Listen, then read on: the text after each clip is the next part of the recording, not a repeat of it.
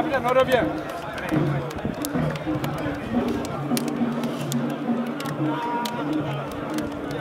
Capitaine, on revient.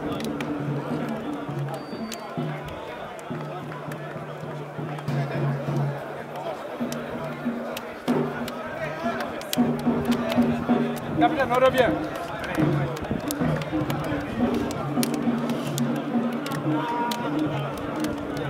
Capitaine, on revient.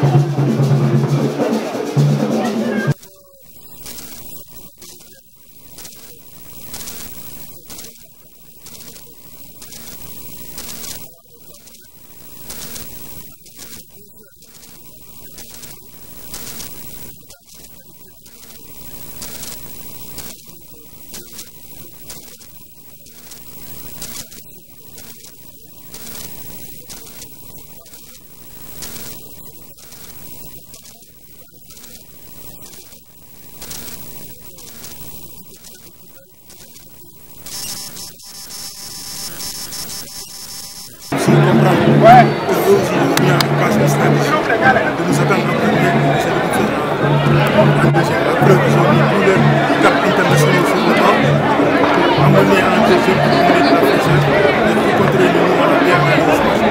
Je pense que le point est hormis le facteur climatique, est-ce qu'il n'a pas marché sur le côté? sur le plan jeu, c'est au niveau de l'animation. C'est du travail, on va faire.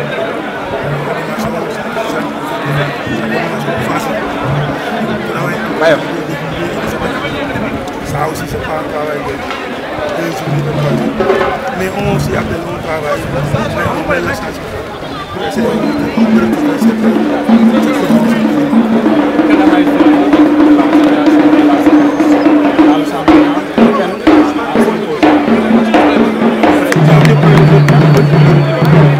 c'est vrai, c'est normal.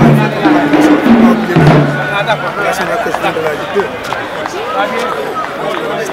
Travailler sur le terrain. Il n'y a pas de précipitation. Le mayonnaise prendre la forme. Je pense que ça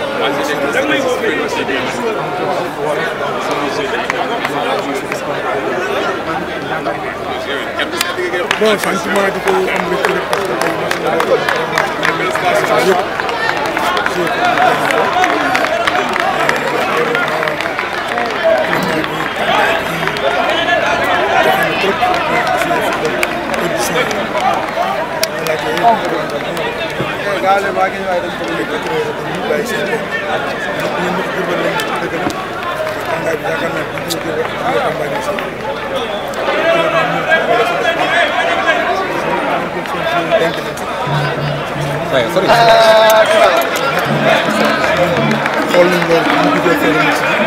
répondre, nous réagir.